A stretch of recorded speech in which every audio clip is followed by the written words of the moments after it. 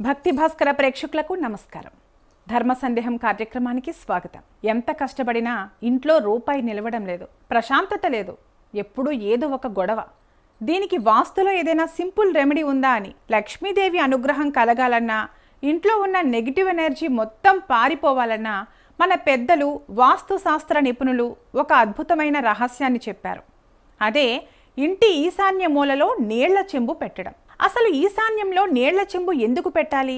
దాని వెనుక ఉన్న అసలు రహస్యం ఏంటి? వాస్తు పండితులు దీని గురించి ఏం చెప్పారు?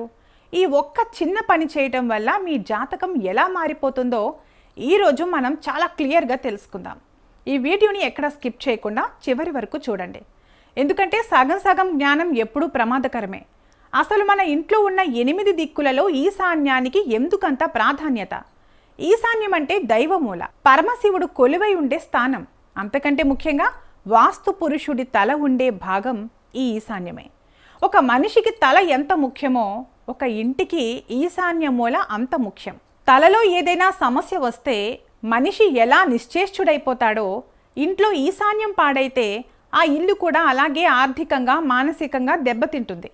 ఈశాన్యాన్ని జలమూల అని కూడా అంటారు. అంటే నీటికి సంబంధించిన స్థానం. అందుకే ఆ మూలలో నీటిని ఉంచటం వల్ల ఆ దిక్కు అత్యంత శక్తివంతంగా మారుతుంది. ఎప్పుడైతే ఈశాన్యం బలంగా ఉంటుందో ఆ ఇంట్లోకి పాజిటివ్ ఎనర్జీ ఒక వెల్లువలా దూసుకొస్తుంది. అయితే చాలామంది చేసే తప్పేంటో తెలుసా?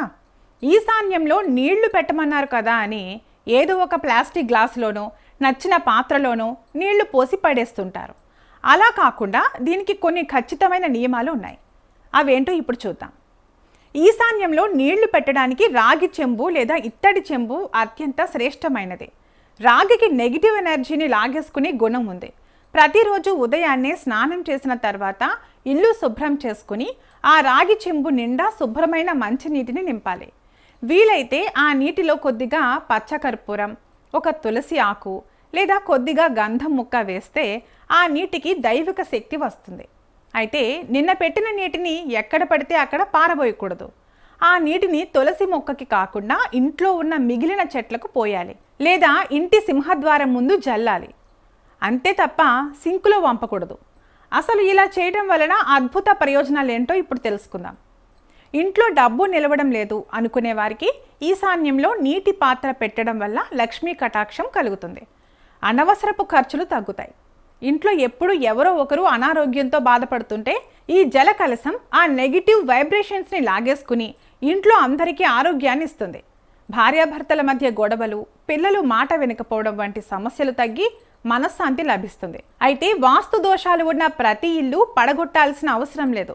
ఇలాంటి చిన్న చిన్న శాస్త్రీయ పరిహారాలు చేయటం వల్ల కూడా దోష తీవ్రత తగ్గి సుఖ సంతోషాలు కలుగుతాయి. భగవంతుడు మనకి ఇచ్చిన ప్రకృతిలో పంచభూతాలున్నాయి.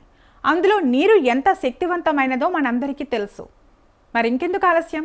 రూపాయి ఖర్చు లేని మన జీవితాల్ని మార్చే ఈ అద్భుతమైన వాస్తు చిట్కాని రేపటి నుంచే మీ ఇంట్లో పాటించండి. మార్పుని మీరే గమనించండి. ఈ అమూల్యమైన సమాచారం మీకు నచ్చినట్లయితే వెంటనే ఈ వీడియోని లైక్ చేయండి. మీ ఫ్రెండ్స్ అండ్ ఫ్యామిలీ మెంబర్స్ అందరికీ షేర్ చేయండి. ఇలాంటి మరిన్ని నిజమైన వాస్తు విషయాల కోసం మన ఛానల్ని ఇప్పుడే సబ్స్క్రైబ్ చేసుకోండి. సర్వే జనా సుఖినో భవంతు.